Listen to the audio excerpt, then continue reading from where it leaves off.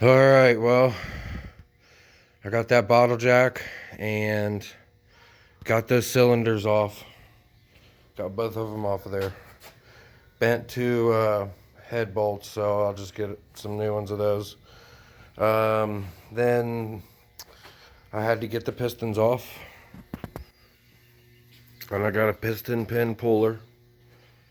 This thing's badass.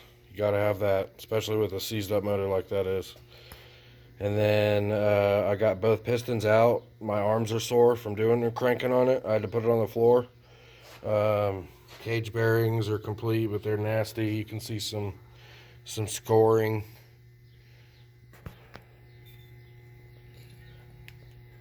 You know, the rings are just melted in there. Got the rotary valve tool and then took the rotary valve out, and it actually doesn't look too bad. I don't know, I'll have to. The bearing feels pretty good. I don't know, I just worry about all the water that was in there. So that's what I got out, and now the only step left is to break this case apart. I mean, it won't move or anything, so I'm gonna have to. I'm waiting on my puller, my bearing puller tool. There's a bearing down here that goes through to the back of this, and you just put that in there and you just keep yanking and you get that bearing out. And I'll do that after I split the cases.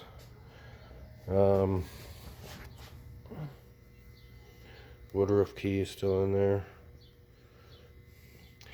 Yeah, I was going to use that to do the piston pin pull and get the pistons off, but I didn't want too much torque on it and bend in the tool, so.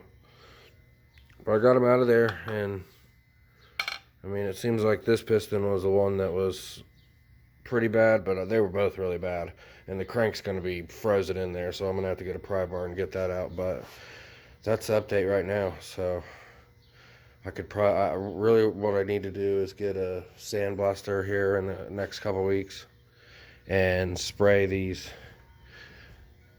get all these parts and paint and everything cleaned up real good, and then I'm going to send these out. So till then.